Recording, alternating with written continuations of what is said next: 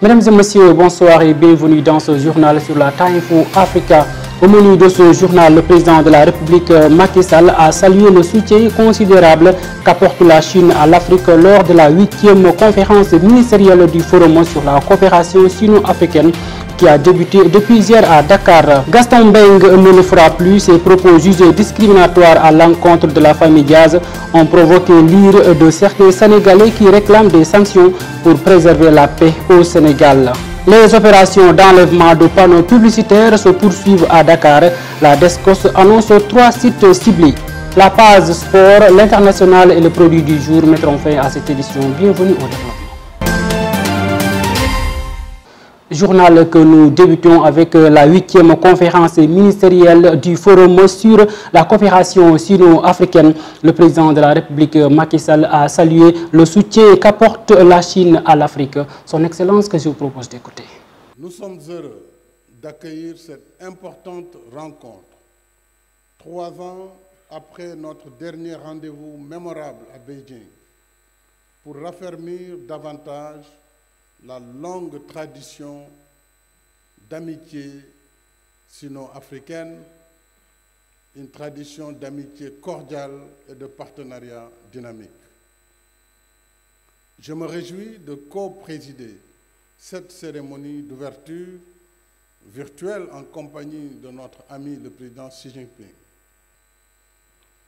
Il y a 21 ans, l'Afrique et la Chine décidé à renforcer et porter leurs relations historiques à un niveau supérieur, avait établi le FOCAC comme nouveau cadre de partenariat formalisé, solidaire et mutuellement bénéfique.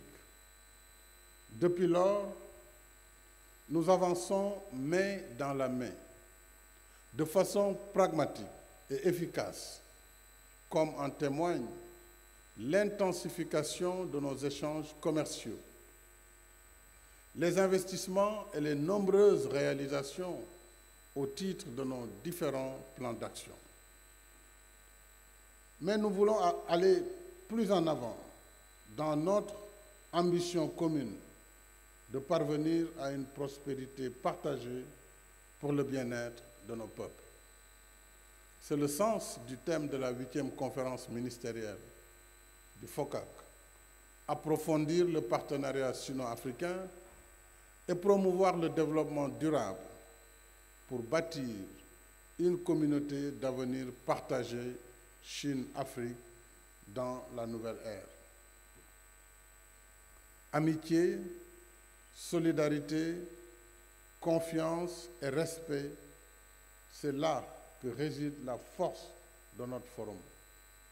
Et c'est cette force qui doit continuer à porter notre vision et nos ambitions pour le futur afin d'approfondir le partenariat sino-africain et promouvoir le développement durable pour bâtir une communauté d'avenir partagée Chine-Afrique dans la nouvelle ère. Je souhaite plein succès à la 8e conférence ministérielle du Forum sur la coopération sino-africaine et vous remercie de votre aimable attention. En politique, toujours, la déclaration de Gaston Mbengue a soulevé beaucoup de réactions de la part des Sénégalais. Des propos jugés discriminatoires à l'encontre de la famille Diaz. Les Sénégalais réclament des sanctions pour préserver la paix au Sénégal. Dans ce reportage signé Ousmane Niang et Awa Ndiaye. Les Diaz ne sont pas au nombre de 100. Si on les brûle, ça ne fait rien. Ce sont des propos de Gaston Mbengue. Ces genres de discours discriminatoires sont vivement dénoncés par ce père de famille. Selon lui, c'est un phénomène nouveau. Ça me surprend parce que c'est un phénomène nouveau au Sénégal. Ce qu'on a connu, c'est un brassage. Les gens étaient unis, les Ndiaye, les Diop, hein? Vraiment les camarades, les Silla, les gens discutaient en bon voisinage, en bon cousinage. On n'a pas connu ce genre de discours. Un autre Sénégalais, c'est rare, pense que notre différence est une richesse. Il estime qu'il ne doit pas y avoir de division entre ethnies. Je commencerai d'abord par dire que nous sommes dans un pays laïque. donc à 95% de musulmans et de 5% de chrétiens, si on peut dire. Et depuis des années, il y a vraiment une source, vraiment des valeurs qu'on a constituées au niveau de ce pays-là, qui est d'ailleurs au niveau de notre charte, au niveau de la Constitution, qui demande à chacun respecte l'autre et que chacun est libre vraiment de dire ce qu'il pense, en tout cas dans la dignité, mais également dans le plus grand respect. Je pense que c'est ce qui a fait aujourd'hui la force de notre pays. Dire vraiment des choses allant dans le sens vraiment de rompre nos relations, qui est des relations fortes, des relations sincères et qui constituent effectivement le socle de notre pays. Je pense que c'est dérisoire et vraiment c'est déplorable. Celui-là voit qu'il doit y avoir des sanctions. Je trouve que c'est des propos discriminatoires, c'est des propos insensés. Le Sénégal, ça n'appartient pas aux Ndiayen ou aux Fayens, et il devrait être sanctionné. Il devrait être sanctionné parce qu'on ne peut pas prôner un Sénégal uni avec ce genre de propos. Il est formellement interdit dans la Constitution sénégalaise de tenir des propos discriminatoires pour mieux promouvoir la cohésion sociale. Le maire de Linguère est par ailleurs tête de la liste de la coalition Benno Bokk Yakaar, Aly Ngouille Ndiaye, a débarqué hier à la rencontre organisée par la coalition Gëm Sa Bopp de Bougane Gueye Dany. Le maire a appelé tous les autres candidats à la mairie de Linguère à œuvrer pour des élections locales paisibles. Un acte salué par le chef de file de Gëm Sa Bopp, Bougane Gueye Dany, qui parle d'ailleurs d'une preuve de grandeur et de déplacement. Politique toujours, la réception de l'ancien mandataire de la coalition Yewwi Askan Wi à Matam par le président de la République Macky Sall fait parler plus d'eau dans ce reportage signé Barthélémy Koli et Cheikh Gueye. Après avoir fui avec les listes pour les locales 2022 de la coalition Yewwi Askan Wi, l'ancien mandataire de Yewwi à Matam, Djibril Ngom, a été reçu en audience au palais par le président de la République Macky Sall. Un acte déploré et condamné par certains Sénégalais. Le pire, c'est dans le régime de Macky Sall. Je ne peux pas concevoir que de tels événements puissent se passer. Alors qu'il n'y a même pas 2-3 semaines, lui il reçoit dans le palais ce monsieur qui a trahi en fait tout un peuple. Et aujourd'hui les politiciens s'entre-trahissent, c'est à cause du pouvoir et de l'argent selon Babacar. Les trahisons en Afrique, surtout au Sénégal, c'est ça, tu sais, au Sénégal il y a beaucoup de... Il n'y a rien ici, c'est pour cela que les politiciens et les populations sont en trahison. Surtout les politiciens sont cherchés au l'argent, au pouvoir. C'est comme ça, c'est pour que les Djibril War ou d'autres, comme les politiciens, tout ça, ils sont en trahison. C'est pour cela qu'ils sont cherchés le pouvoir ou l'argent. Très déçu de ce qui se passe, ce tailleur estime que nos valeurs nous interdisent de faire certaines trahisons et il le condamne fermement. Parce que nous les Sénégalais, avant on ne connaissait pas ça. Quand même, notre valeur vraiment nous oblige pas de faire des choses quand même qui est tellement mal. Hein? Concernant le cas de Djibril Ngom là, vraiment, il y a beaucoup de Sénégalais qui sont déçus. Et moi je fais partie quand même. Parce que politique, c'est question de quelque chose qui fait avancer ton pays quand même. Il n'y a pas des choses bizarres là que tu dois faire vraiment. Et puis, je condamne bien l'État. Même si la politique s'est définie comme étant une affaire de gérer la cité, cependant, les politiques doivent savoir que la loyauté et la fidélité restent et resteront des valeurs intrinsèques pour une bonne personne. L'inspection d'académie de la région de Kaolack a honoré ses meilleurs élèves à l'occasion d'une journée d'excellence parrainée au directeur général de la Sénélec, Pape Mademba Bitèye. Le thème porté sur la promotion de l'excellence à l'école. Compte rendu, Seynabou Dia et Awan Ndiaye. La région de Kaolack a primé ses meilleurs élèves dans le week-end. L'inspection académique a choisi cette année comme parrain le directeur général de la Sénélec, Pape Mademba Bitèye, pour ses nombreuses actions à faveur de l'éducation. Le thème de cette édition portait sur la promotion de l'excellence à l'école. À prendre possession de l'arme la plus efficace pour l'humain, pour se donner espoir dans l'existence. C'est ce qui justifie cet éloge de l'excellence qui sous-tend mon propos d'aujourd'hui. Il a mis à la disposition des équipes pédagogiques de l'élémentaire, du primaire et du secondaire un lot de matériel de 9 ordinateurs, 9 imprimantes multifonctionnelles et photocopieuses pour préparer les jeunes dans leur futur. parce que c'est vous qui allez en bénéficier. Et ce rendez-vous du temps de la nation requiert votre présence, car nous ne pourrons pas nous contenter du bon seulement. Pour le capitaliser, nous devons être excellents. Vous devez être excellents pour garder la tête haute à l'autel de l'histoire. Au cours des différentes allocutions, les élèves ont été invités à s'inspirer du parrain, M. Bitté, qui a incarné l'excellence de l'élémentaire jusqu'à l'université. Pour cette première édition de l'excellence, près de 250 élèves de la région ont été primés. Les opérations d'enlèvement des panneaux de publicitaires se poursuivent à Dakar. Demain mardi, 3 sites seront visités par la DSCOS selon un communiqué de la dite structure. Il s'agit de la corniche ouest, de la mosquée de la Divinité à l'aéroport Léopold Sédar Senghor, du rond-point route des Almadies à l'ambassade des États-Unis et sur la route nationale 1. Pour la DSCOS, cela entre dans le cadre de l'exécution des travaux d'aménagement paysager entrepris pour l'amélioration de la fluidité de la circulation et du cadre de vie des populations. À présent, l'actualité internationale en Gambie, c'est la dernière ligne droite de la campagne électorale. La Cour d'appel de la Libye a accepté la candidature du chef de gouvernement Abdelhamid Abeba. Et puis aux États-Unis, Kevin Stridlen a été innocenté après 43 ans de prison. Aminata Kor. Aux États-Unis, en 4 jours, la page GoFundMe pour soutenir Kevin a dépassé les 1,5 million de dollars. Cet Afro-Américain a passé toute sa vie d'adulte en prison. Il n'a pas de quoi survivre ni de fiche de paye pour lui permettre d'avoir d'accès à une assurance maladie. Cela alors qu'il a des problèmes de santé et circule en fauteuil roulant. Stridlen a été relâché mardi dernier par le juge de la cour d'appel du Missouri qui a admis que les preuves qui ont conduit à son emprisonnement ont depuis été retirés ou invalidés. D'abord, le témoin principal a essayé pendant les années 2009 et 2015, date de sa mort, de retracer son témoignage en affirmant qu'elle avait été forcée par la police d'accuser Kevin. Puis les empreintes retrouvées sur la scène du triple meurtre de Kansas City en 1978 ne sont pas les siennes. De plus, mais cet état ne permet pas de compenser les victimes d'erreurs judiciaires que s'ils sont disculpés grâce à des tests ADN, ce qui n'est pas le cas de Kevin. Depuis sa libération mardi, près de 28 donateurs du monde entier ont offert entre 5 et 10 000 dollars. Le jour de sa libération, après 4 décennies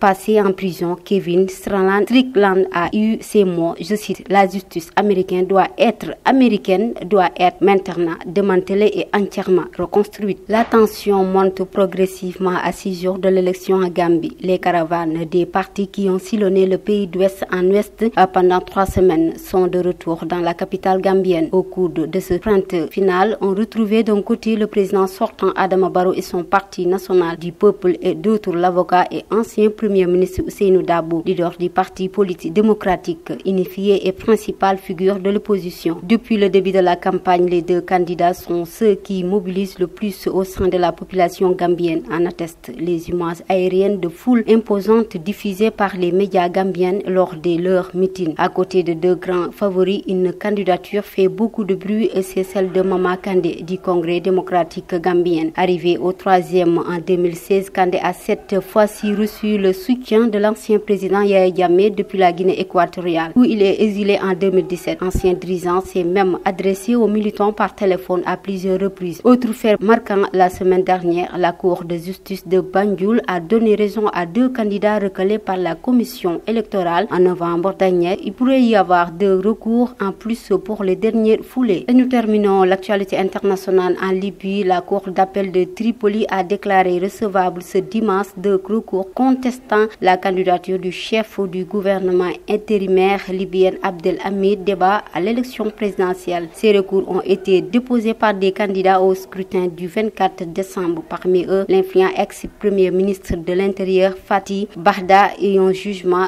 qui pourrait accroître un peu plus les tensions dans le pays à l'approche des élections présidentielles prévues en décembre prochain. En sport, nous allons démarrer avec le décès de Pape Bouba Diop survenu le 29 novembre 2020. Aujourd'hui, 1 an déjà, le monde du sport pleure l'international sénégalais qui a été terrassé par une maladie méconnue par certains. Cette maladie qui s'appelle le Charcot ou sclérose amyotrophique.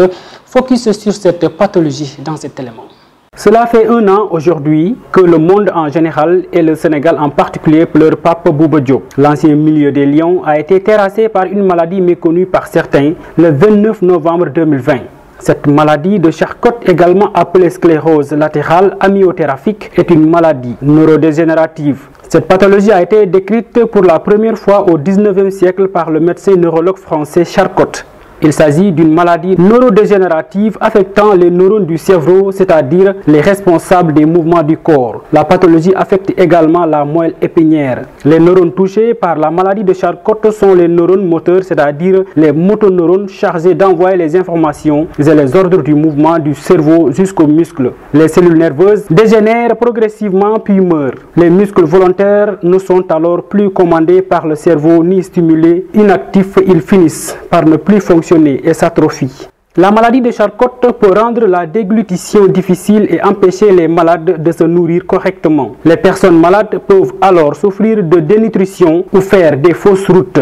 En évoluant, la maladie peut atteindre les muscles nécessaires à la respiration. Dans un cas sur 10, on suspecte une cause génétique. L'alimentation trop riche en glucides et le tabagisme seraient également des facteurs de risque potentiels selon les chercheurs. L'origine de l'apparition de la maladie dépend probablement de différents facteurs environnementaux et génétiques d'après les spécialistes de la santé. La maladie, qui touche aujourd'hui un peu plus les hommes que les femmes, démarre en général vers 60 ans, entre 40 et 70 ans, informent les chercheurs qui ont découvert cette pathologie dangereuse qui a tué l'international sénégalais Pape Bouba Diop. Sport toujours, la deuxième journée de la Ligue 1 sénégalaise s'est clôturée hier. Génération Foot a fait match nul vierge avec Seneps Excellence. Giraffe a battu Linguère 2-0 dans son nouveau fief stade Iba Mar Diop. Le choc Teungueth FC Jambar n'a pas connu de vainqueur, 0 but partout. Casa Sport tenu en échec sur le même score à Fodé Wade par Mbour Petite Côte. Au classement, premier Jambar avec 4 points, deuxième Génération Foot 4 points. Teungueth occupe la troisième place avec le même nombre de points. En Ligue 2, la deuxième journée prend fin ce lundi à 16h. Union sportive de Wakam joue contre le Oslo Football Academy et TSFC jouera contre Stade de Mbour. Au résultat enregistré, Keur Madior a étrié Amitié FC 4-2 alors que Demba Diop a battu à domicile par Diamono Fatick 0-2. Même score entre Niary Tally et Dakar Université Club. En Europe, la cérémonie de remise du trophée de meilleur joueur mondial 2021 se tient ce lundi à Paris. Didier Drogba dévoilera le nom du futur Ballon d'Or lors de la cérémonie organisée au théâtre du Châtelet. Le grand vainqueur se trouve parmi les 30 finalistes dévoilés il y a quelques semaines par le magazine France Football qui décerne le trophée. Un podium qui semble se dessiner avec 3 noms dont Lionel Messi, Lewandowski et Karim Benzema. Les Jeux Olympiques de 2020 auront lieu au Japon et pour marquer cet événement, le président de la République Macky Sall est désigné comme invité spécial par le CEO. L'annonce est du président du CNOS Mamadou Diagne Ndiaye que je vous propose d'écouter. L'organisation de JO Tokyo 2020 au plus fort de la pandémie mondiale a fait la démonstration éclatante à la face du monde des ressorts du génie humain et de ses capacités à vaincre la fatalité et venir à bout des situations les plus difficiles. Par ce choix éclairé, le CIO et les autorités japonaises, en déjouant tous les pronostics, ont su mettre un terme au pessimisme ambiant pour redonner au sport, à l'olympisme, un élan et un souffle nouveau. Pour marquer l'événement, le CIO nous avait fait l'honneur de vous désigner, Monsieur le Président de la République, invité spécial à la cérémonie d'ouverture des Jeux Olympiques Tokyo 2020, en reconnaissance des efforts appréciables consentis par notre pays sous votre impulsion dans le domaine de l'olympisme. Et seul un contexte global marqué par une forte recrudescence des cas de Covid-19 avait pu empêcher votre déplacement au Japon pour y assister. Vous y avez d'ailleurs délivré un discours magistral en vidéo le 21 juillet.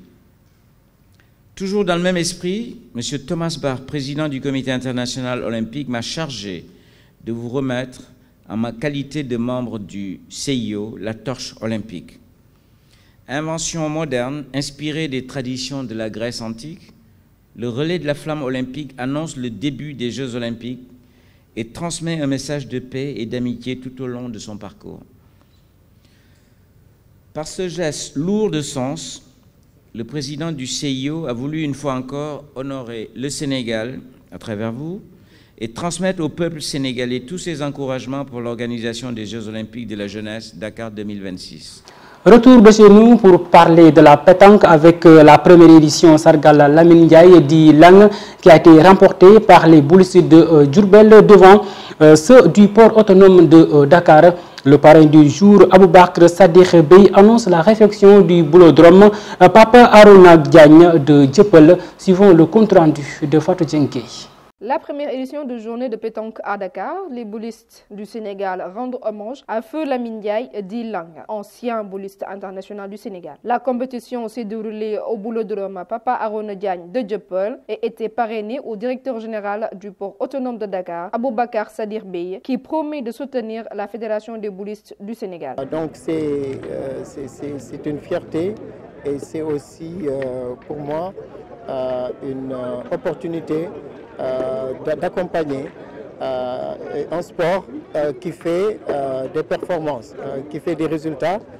Si on sait que le Sénégal a été champion du monde, et ça c'est des choses sur lesquelles il faut qu'on accentue, qu'on mette davantage de moyens, puisque être champion du monde, ça court pas les rues, et donc j'ai promis à l'équipe, j'ai promis à la fédération que le port va continuer de les accompagner, et pour le port et pour la commune aussi nous serons présents pour améliorer.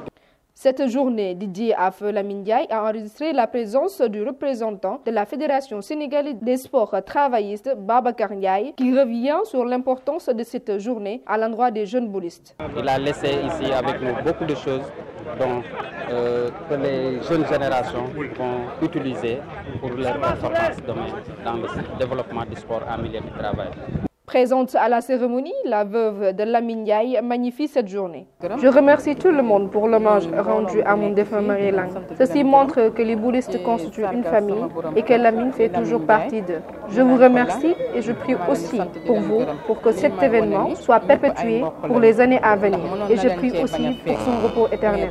Cette première édition a été remportée par le club des boulistes de Diourbel devant ceux du port autonome de Dakar, 11-4. Les vainqueurs ont empoché 200 000 francs alors que les vaincus ont reçu 100 000 francs à leur tour. On termine avec la lutte avec frappe. Zos a été battu par Aline Seyde lors d'un combat organisé par le promoteur Gaston Mbengue. C'est un succès par décision médicale car le leader de l'écurie d'Or Dorate a été blessé à l'œil. Dans l'autre affiche de la soirée, Forza a dominé Pakala, le lutteur de Mbour. Pour le produit du jour, nous parlons du tissu wax tellement prisé dans le monde. Yandé Faye a fait un tour dans le marché au Sénégal. Tay nak seen produit bés bi ñu leen andil nek wax boobee doon loo xam ni sénégalais yu bari sopp nañ ko te fonk ko lool. Loolee waral ñu dem ba marché Tilène fekk fa kii di Mame Cheikh ñu dékk ko suñu micro mu daal di ñuy xamal ni wax bi ñuy jaay ñoo ngi koy jëlee ci boutique yu mag yi. suñu dépôt yi ñoo koy importé mooy ñi ñuy jaayaat bagage bon commande buñ ci soxla ñoom la ñuy woo ñu wax ñu couleur bu ñu am ñu dem tànn couleur bu ñu neex bon ñu jaay ñu ko par ay balak yooyu demee noonu quoi ñu indi ko mais ñun vraiment bon importé wuñ ko quoi. wax bi moo ngi bàyyeekoo fu ci mel ni réewum Chine Côte d'Ivoire ak Gambie. am na ci tamit yoo xam ne fii ci Sénégal lañu ko defaree. am na yoo xam ne bii ne Chine am na yoo xam ne Gambie bon am na yoo xam ne tamit Côte d'Ivoire quoi vaccin yi dafa bëri fu muy jógee. ci ay kàddoom amuñu benn jafe-jafe ngir am produit boobee. duñ ci rencontré benn jafe-jafe bon xanaa jafe-jafe xaalis des fois nga bëgg a jënd amoo xaalis ak yu demee noonu quoi nga jéem a seet noo def ak gars yi buñ la mënee lebal la buñ la mënta lebal après yow da ngay jéem a xaar rek bon ba xaalis ñëw nga dem def say commande après indi jaay. xamal nañu tamit ne ci seddaay bi la njaayum wax bi di gën a dox. mais wax moom bon vraiment période yëpp lay dox du njaay moo xam ne bi ne dafa am événement ak yu demee noonu quoi moom temps bi yëpp lay dox mais sedd nag bon lay gën a dox quoi. Yandé Faye, merci beaucoup. Mesdames et messieurs, c'était tout pour ce journal. Merci de l'avoir suivi. On vous donne rendez-vous demain à la même heure sur la Time for Africa.